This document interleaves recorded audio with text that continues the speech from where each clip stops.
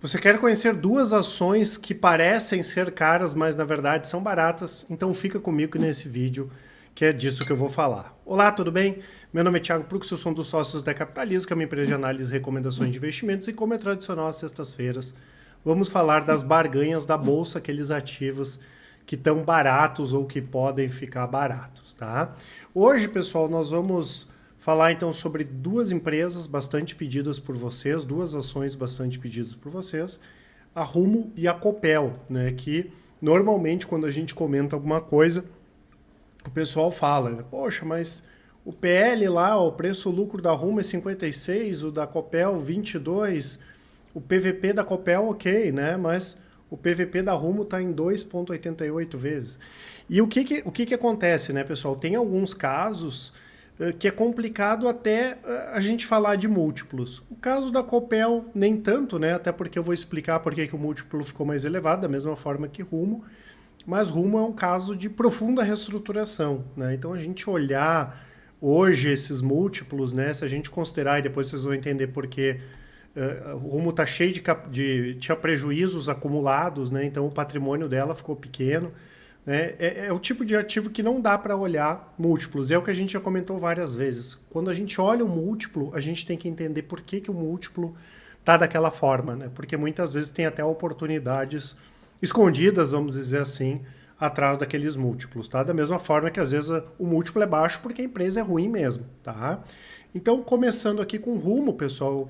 Para quem não conhece a Rumo, né, ela é a maior operadora logística ferroviária do país, né, é a empresa resultante aí da fusão entre Rumo e América Latina Logística.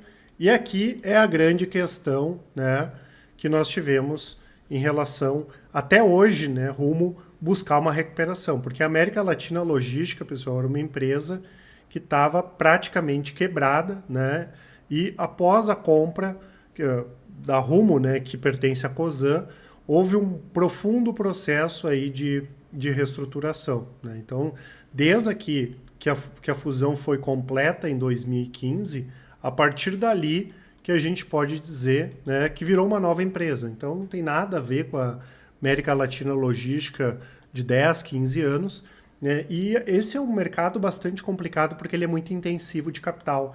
Claro que aqui no Brasil é bom, porque a gente só tem a Vale e a Rumo e não tem mais concorrência, mas ele é muito intensivo de capital e o trabalho que a Cosan teve aqui para reestruturar foi um trabalho digno até de palmas, né? Pela dificuldade aqui, foi bem complicado, né? Tanto que recentemente que Rumo voltou a pagar dividendos, por exemplo. Né? Então hoje tem mais de 14 mil quilômetros aí de ferrovias, 1.200, 1.300 locomotivas, mais de 33 mil vagões.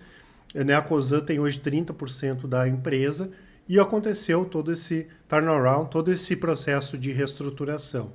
Aqui a gente percebe que, apesar do processo de reestruturação, a empresa continuou crescendo receita, mas receita não é sinônimo que a empresa vai conseguir gerar mais caixa, que a empresa vai ter lucro, mesmo com todo o potencial que a empresa tenha. Né? Se a gente pegar e basicamente eles fazem o transporte aqui de grãos, se a gente fizer uma projeção aí do que deve crescer a produção brasileira de grãos até 2031, 2032, em torno aí de 10 anos, a gente está falando de quase 40% de crescimento.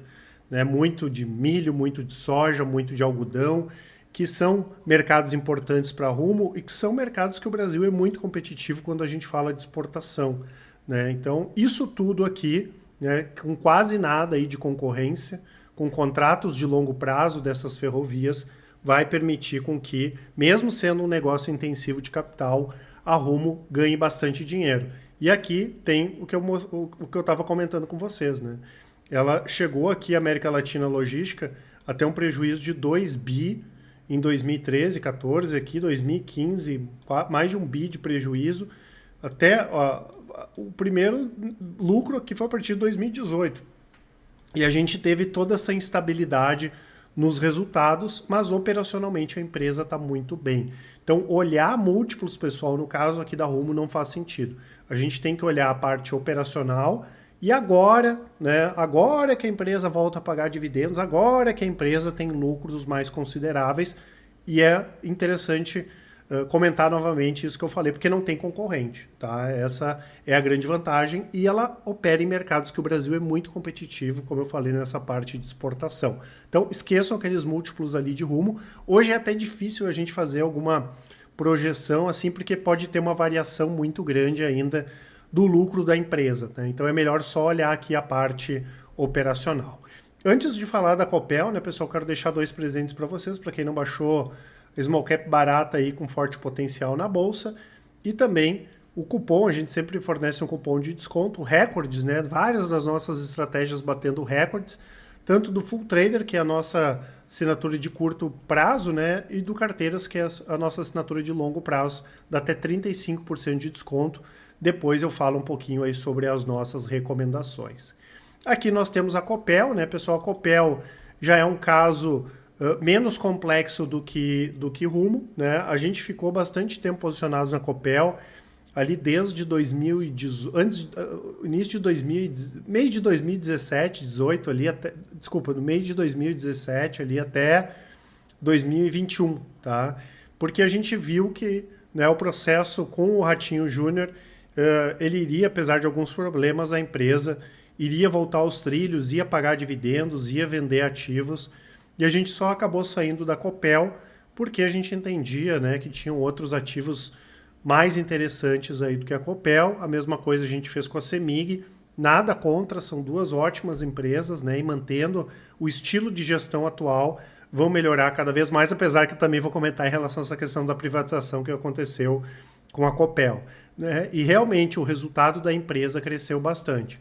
E aqui o caso da Copel é bem mais simples, né, pessoal? Porque o ano passado e nos últimos trimestres ela teve uma série de não recorrentes, né, que são itens que não vão voltar a acontecer. Claro que aconteceram, mas são itens não recorrentes e é importante a gente olhar sempre para frente, né, que eles não vão acontecer nos próximos trimestres. Automaticamente aqui a Copel vai lucrar mais, né, pelo menos agora no curto prazo, e os múltiplos vão cair. O ano passado, quando a gente pega o lucro efetivo, que é o considerado nesses múltiplos aqui, e por isso que às vezes a gente tem que até ajustar esses múltiplos, o lucro do ano passado foi em torno de R$1 bilhão. E se a gente considerar o lucro sem esses não recorrentes que não vão voltar a acontecer agora, ou dificilmente vão voltar a acontecer agora, o lucro iria para 3 bi. Ou seja, esse PL ali que tá... Quanto que estava o PL ali que eu mostrei? Esse PL que estava mais de 20 vezes aqui, ele derrete, né? Vai lá para pelo menos para quase um dígito, né? E ainda assim a Copel poderia ter lucrado um pouco mais. Ou seja, é um ativo muito barato, sim. Não faz sentido nenhum olhar a Copel e dizer que está cara por causa daquele PL. E nós recebemos, pessoal, muitas perguntas em relação a essa questão da privatização. Nós tínhamos comentado que a gente estava otimista em relação a isso, mas a gente esperava que fosse só em outubro, novembro o processo, porque sempre pode um tribunal de contas, enfim, tentar bloquear alguma coisa. Felizmente isso não aconteceu, veio o processo de privatização, a empresa vai acabar se capitalizando com isso, a gente tem a questão da saída, né, do governo, e aqui, claro, tem um grande ponto de interrogação. Tem tudo para dar certo, né, pessoal? Óbvio, é um bom ativo, eles devem fazer venda de ativos não estratégicos também, mas o modelo de gestão da empresa pode mudar bastante nos próximos anos.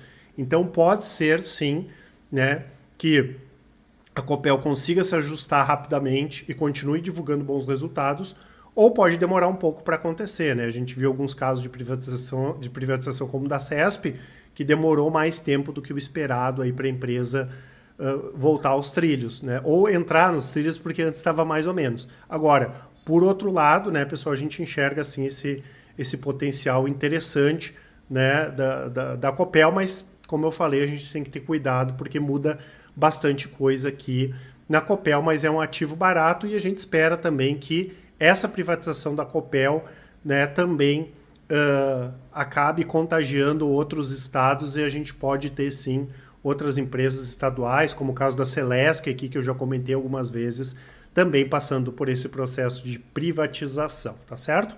Como sempre, pessoal, vou deixar aqui para você as nossas assinaturas, o Carteiras e o Full Trader, que inclusive fazem parte da promoção, e os nossos resultados, tá, pessoal? Sempre atualizado, tanto das estratégias de longo prazo, que com 10 minutos você consegue acompanhar por mês, e as de médio e curto prazo, que com 10 minutos por dia vocês conseguem acompanhar. Podem comparar, hoje a Capitalismo tem as melhores recomendações do mercado, tudo feito de forma transparente, independente, tudo com resultado comprovado e o melhor atendimento também, tá, pessoal? Se alguém quiser testar o nosso atendimento, quer conversar com a gente, pode mandar um e-mail para o contato@capitalismo.com.br ou nos chamar no WhatsApp, mandar um áudio, uma mensagem, que com certeza o pessoal do atendimento vai auxiliar a todos. Um grande abraço e ótimos investimentos. Até mais!